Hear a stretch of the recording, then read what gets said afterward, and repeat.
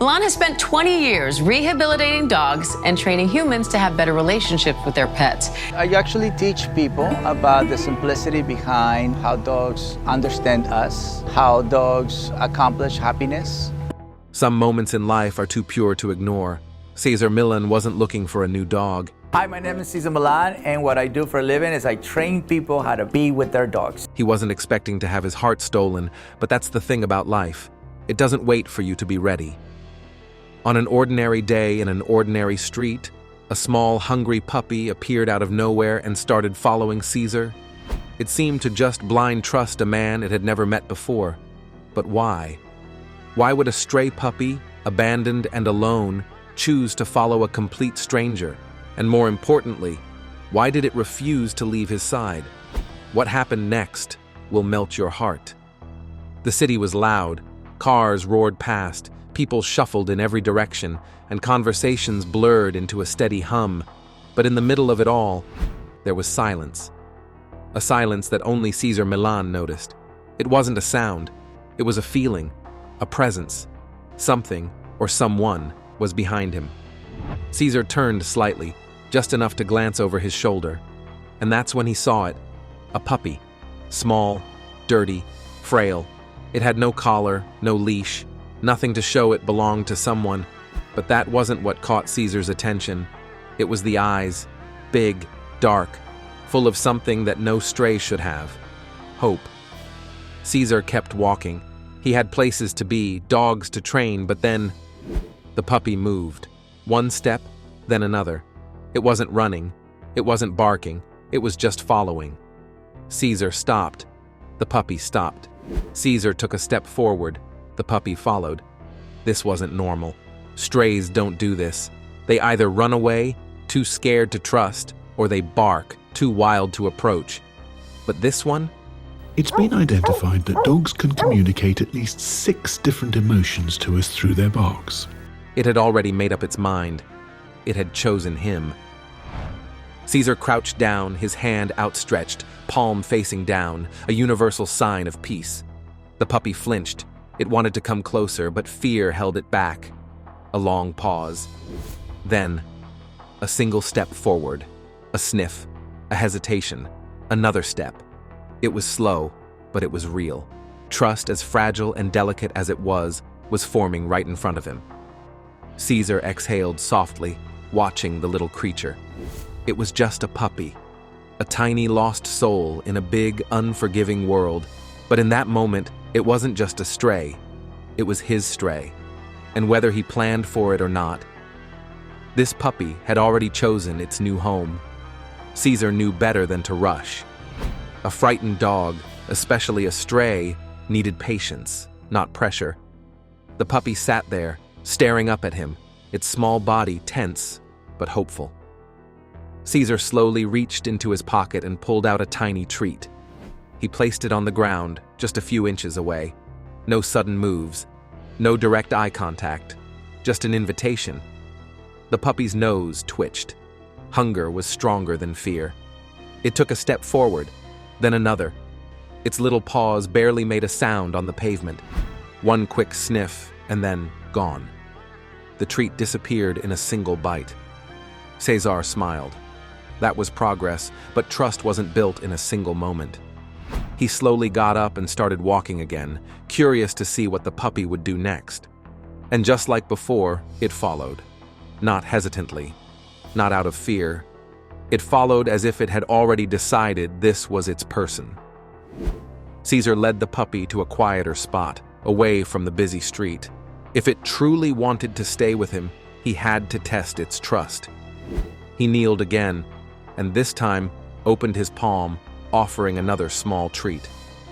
Would it take it directly from his hand? The puppy hesitated. Its little ears twitched. Its dark eyes flicked between Cesar's face and his open palm. Then, with a deep breath, it stepped forward. A sniff, a pause, and then, finally, a tiny pink tongue swiped the treat from Cesar's hand. That was it. The wall between them had cracked. This wasn't just a lost puppy anymore. This was a dog learning to trust. And Cesar Millan? He was now responsible for a heart that had already chosen him.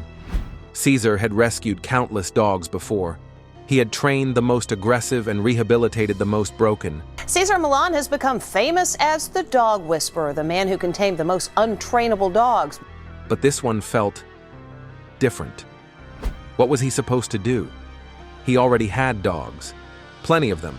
He wasn't looking for another. And yet, when he looked at this puppy, so small, so fragile, he knew walking away wasn't an option. The puppy, as if sensing his thoughts, tilted its head. "Where are we going?" its eyes seemed to ask. Cesar exhaled. There was only one way to find out.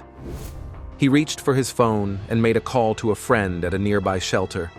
Maybe they could take the puppy in, give it a warm place to sleep, and find it a loving home.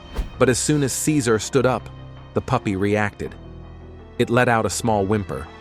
Then, it placed a single paw on his shoe. A plea. Cesar froze. He looked down at the puppy, the tiny creature that had followed him without hesitation and trusted him without reason. And in that moment, the truth was clear. This wasn't just a stray anymore. This was a dog who had already found his home. Cesar sighed, shaking his head with a knowing smile. Looks like he had just been adopted. He scooped up the tiny puppy, feeling its frail body tremble. It was too light, too hungry. Yet, as he carried it to his car, there was no struggle, no fear, just trust. Cesar set the pup on the passenger seat. It sniffed around uncertainty, then curled into a tight ball, exhausted. As he drove home, he wondered how long this little one had been alone, but the past didn't matter now. What mattered was that it was safe. At home, his pack of dogs rushed forward, sensing something new, but Cesar raised a hand. Not yet. This puppy needed time. He set up a warm bed, fresh water, and soft food. At first, it hesitated, but hunger won. Bite by bite, it ate. And then, for the first time in a long while, it slept. By morning, something had changed. Bright eyes, a tiny tail wag. Cesar smiled. It was time for a name. He watched the pup clumsily explore. Then it hit him. Lucky. Because that's exactly what this little one was. Lucky tilted his head at the sound. Cesar grinned. This was just the beginning. The real test was next. Lucky had survived alone for so long, but here, in Cesar's world, dogs lived as a pack. They worked together, learned from one another, and built unbreakable bonds. But first, they had to accept him. Cesar took Lucky outside, where his dogs waited. Big, small, old, young, each one is balanced, calm. Lucky froze. His tiny ears perked up, his tail tucked slightly. He wasn't sure. Were these friends or threats? Cesar gave him time. No rushing, no forcing. Then one of the older dogs, a gentle Labrador named Junior, took the first step. Junior sniffed Lucky, then simply sat down beside him. No barking, no aggression, just silent reassurance. And just like that, Lucky wagged his tail. A small, hesitant wag, but a wag nonetheless. The ice had been broken. Cesar watched with quiet pride. This was the moment Lucky truly belonged. Being part of a pack was one thing, learning discipline was another. Cesar knew that structure gave dogs confidence. Without it, even the friendliest stray could develop bad habits. So Lucky's first real challenge was the leash.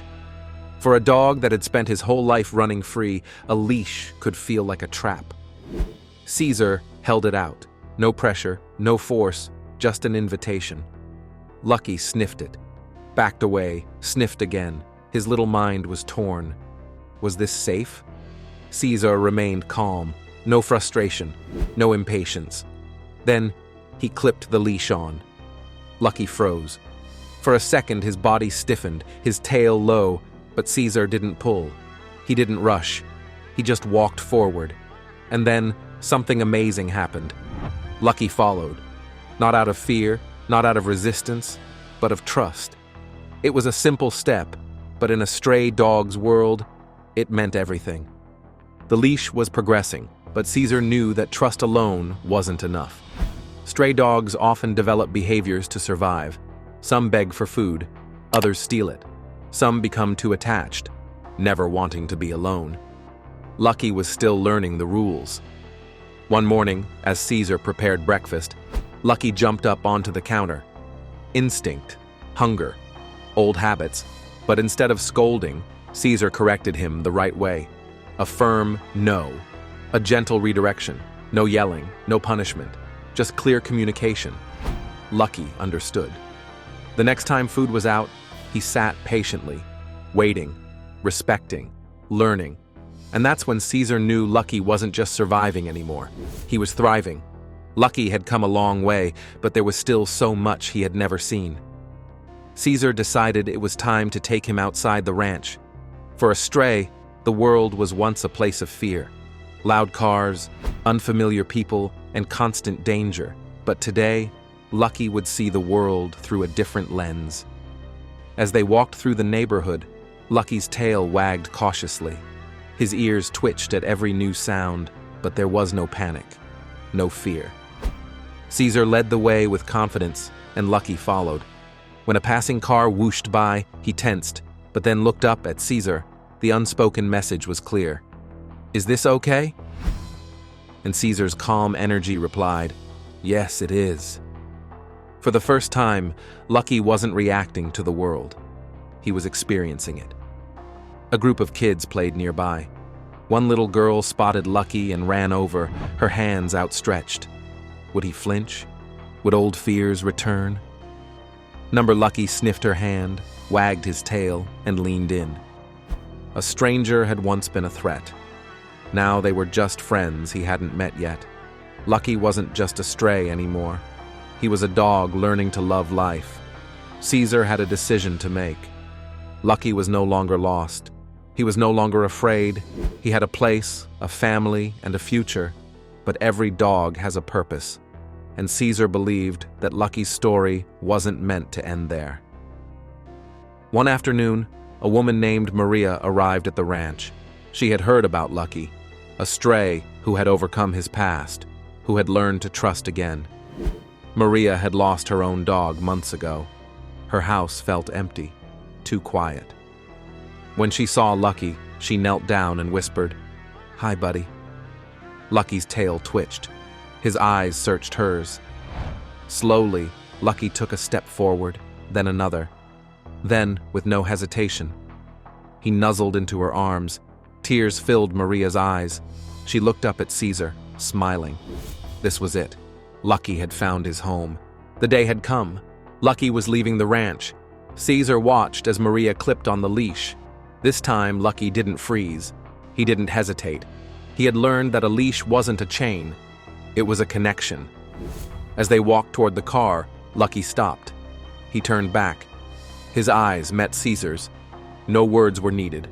Cesar knelt down, ruffled his fur one last time, and whispered, "You did good, buddy." Lucky wagged his tail, and just like that, he was gone. Months passed. Maria sent pictures, videos, updates. Lucky was no longer just Lucky. He had a new name, Charlie. He had a bed, a backyard, a family that adored him. He had gone from a stray in the streets to a loved companion, and all it took was a little patience, a little guidance, and a whole lot of love. Because sometimes the smallest moments, the kindest gestures, change a life forever. And Lucky? He wasn't lost anymore. He was finally home. If a simple act of kindness could change a stray puppy's life forever, imagine the difference we could all make with just a little love. Because a new find that stuns historians is rewriting everything we thought we knew about the early church. This mosaic, reportedly older than the Council of Nicaea, reveals jaw-dropping evidence of Jesus' divinity centuries before official doctrine. Excavated under a prison floor, it's said to be the biggest archaeological revelation since the Dead Sea Scrolls. Leveling doubts about early Christian beliefs, experts are calling it a game changer. And you won't believe what they found hidden in its astonishing inscriptions. Oldest Christian prayer hall found. One of the most remarkable archaeological discoveries in recent times lies beneath a maximum security prison in Israel, where experts uncovered what is believed to be the oldest known Christian prayer hall.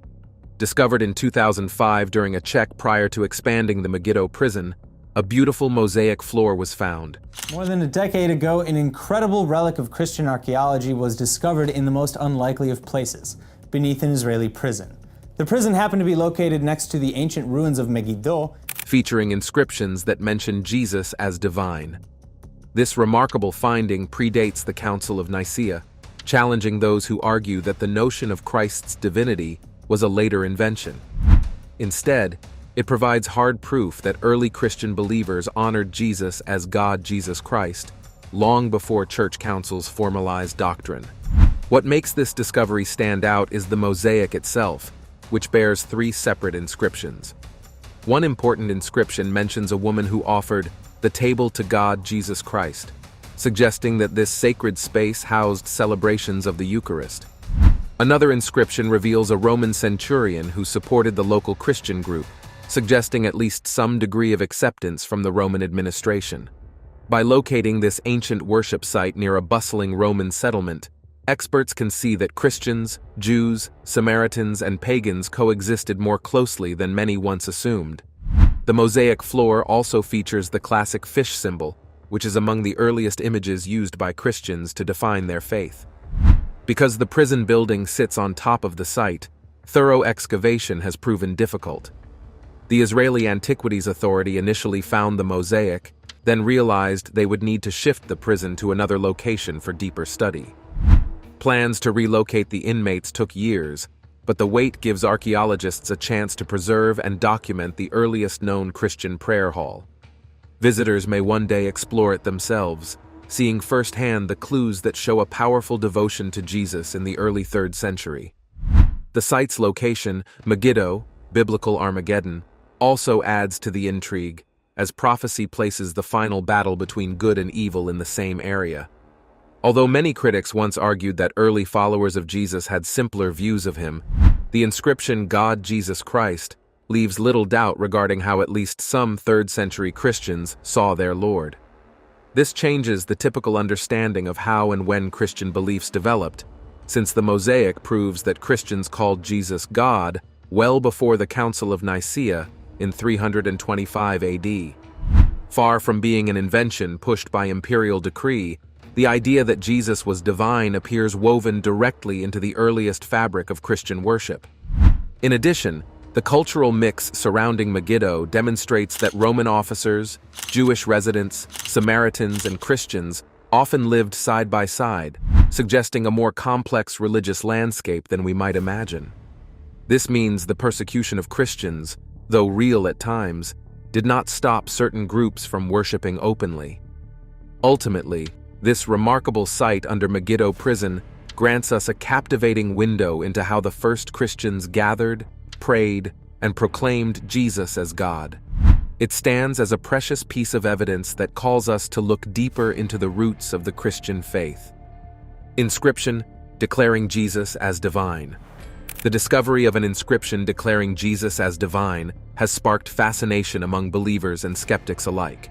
Which means that early Christians weren't just like whispering about Jesus' divinity in like back alleyways. They were embedding it into their very own worship spaces. Excavated in 2005 beneath Megiddo prison in Israel, this mosaic inscription explicitly names Jesus as God, challenging the belief that Christ's divinity was a later development imposed by church authorities.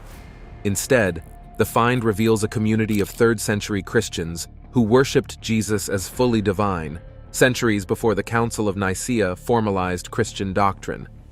Archaeologists stumbled upon this treasure when they were surveying the prison site for possible historical remains prior to a planned expansion. Beneath the existing floor, they uncovered a remarkable mosaic from an early Christian prayer hall. This site yielded 3 inscriptions, the most striking being one that singles out a woman who dedicated the table of God Jesus Christ, emphasizing the idea that these worshippers viewed Jesus as God.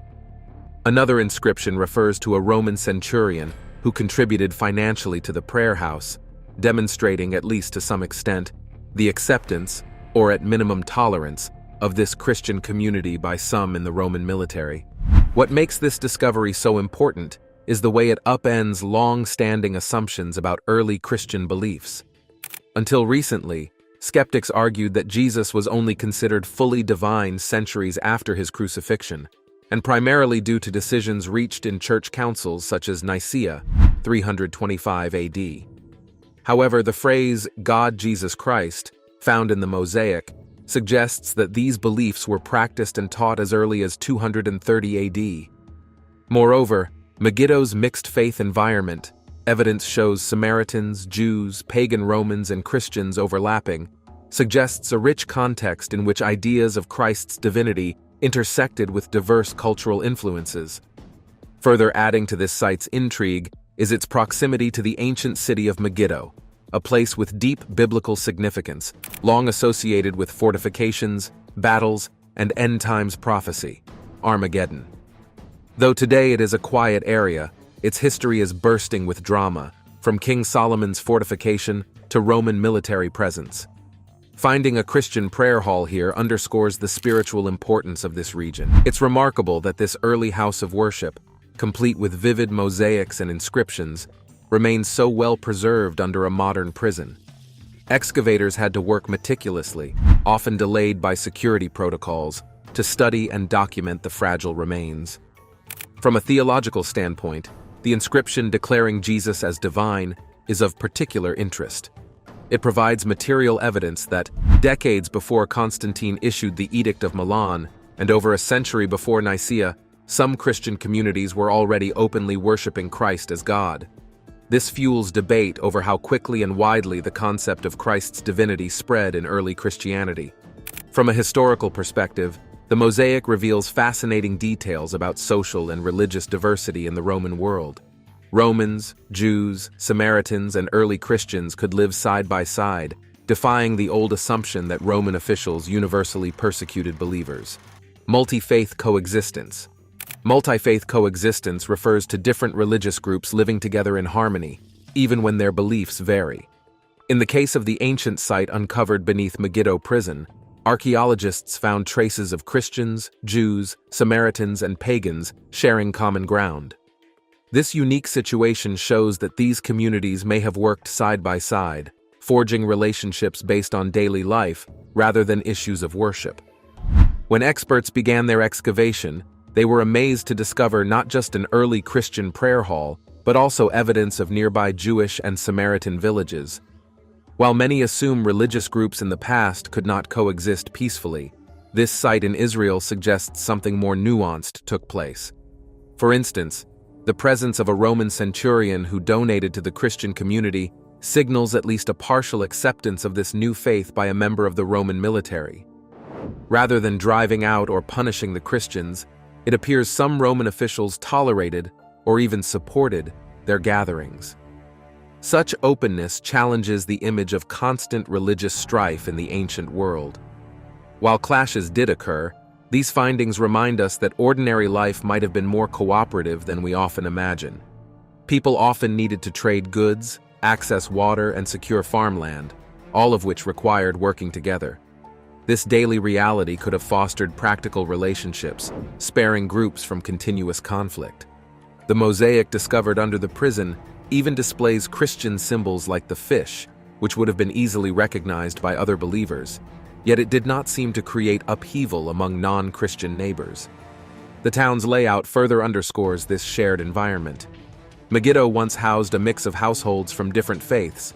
Some mention Jewish synagogues, others refer to Samaritan sites, with Christian gatherings taking place in private homes. While theological debates might have existed, everyday concerns such as food, shelter, and safety could outweigh religious differences.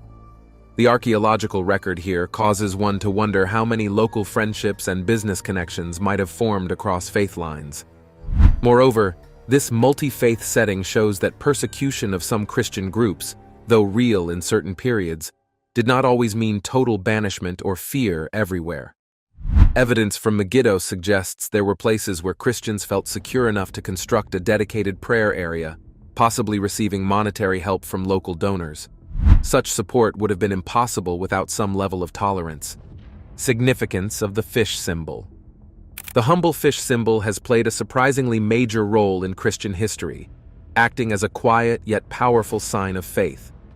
In many early Christian settings, including the ancient prayer hall discovered beneath Israel's Megiddo prison, we see fish designs that point to a vibrant community of believers. While it may appear simple, this symbol carries deep meaning, a reminder of the earliest disciples, a statement of core beliefs, and an emblem of shared identity. First, the fish symbol recalls the story of Jesus calling Peter and Andrew to leave their nets and become fishers of men. In the Gospel of Matthew, these brothers worked as fishermen along the Sea of Galilee, living ordinary lives until Jesus asked them to join his mission. The image of the fish thus came to represent both the practical side of daily work and the spiritual task of inviting others to follow Jesus. For the early church, placing a fish symbol in worship spaces showed that they viewed themselves as participants in Christ's calling, charged with spreading the good news. Second, many scholars note that the Greek word for fish, ichthys, forms an acronym for Jesus Christ, Son of God, Savior. Written in Greek letters, each character stood for a name or title of Jesus, capturing the heart of Christian belief in a short and clear phrase. At a time when Christians faced varied levels of acceptance and even suspicion, this simple fish served as a way to profess faith without drawing extra attention. By carving or drawing a fish, believers could quietly unite around who they believed Jesus was, all without needing lengthy creeds or public statements. Third, as seen at the Megiddo site, the fish symbol was woven into bright mosaics, etched on walls, or drawn in hidden spots. Its presence signaled that this was a place where Christians gathered long before large churches became common. In the prayer hall below Megiddo prison, the fish design lived alongside inscriptions calling Jesus God, proving that worshippers held a high view of Christ's divinity. By combining a fish symbol with these words, they linked their faith with the message that Jesus was more than a teacher. He was viewed as Lord. Fourth, the fish symbol helped foster unity across diverse groups of believers. In Megiddo, nearby communities included Jews, Samaritans, pagans, and even Roman military officials. Despite such differences, a shared sign like the fish helped early Christians find each other and worship together. It was a universal way to express a new identity that transcended background, language, or social standing. Finally, the fish symbol stands as a testament to faith that endures through trials.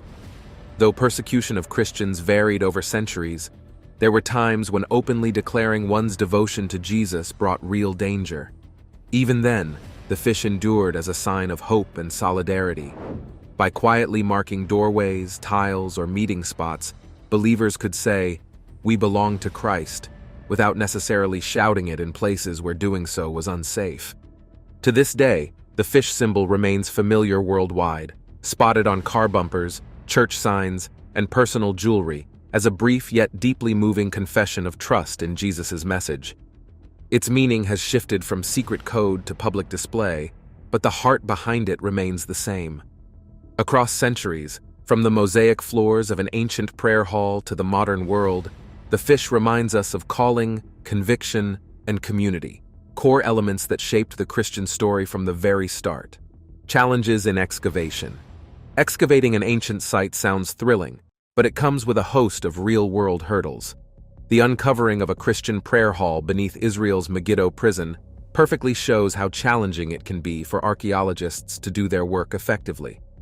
Far from a simple dig in open fields, this project forced specialists to navigate red tape, tight security, and unique logistical realities that most historical explorers never face. The first, and biggest challenge, involved the Megiddo prison itself. Being a maximum security facility, it held inmates who could not simply be relocated on a whim. Archaeologists had to secure permission from prison administrators, arrange safe routes through restricted areas, and schedule each stage of work around prison routines. Guards needed to be on high alert throughout the project, which meant everyone's movements were carefully planned. This slowed excavation because even basic tasks like moving equipment required prison clearance. Even after gaining permission to begin, researchers found their access severely limited. Excavation had to happen in brief, closely monitored intervals. Any extended digging risked shifting prison infrastructure or interfering with daily operations. Have you ever had a moment where an animal chose you? Let us know in the comments section. We hope you enjoyed watching this video. Remember to like, share it, and subscribe for more. Also, click the next video showing on your screen. You will enjoy it.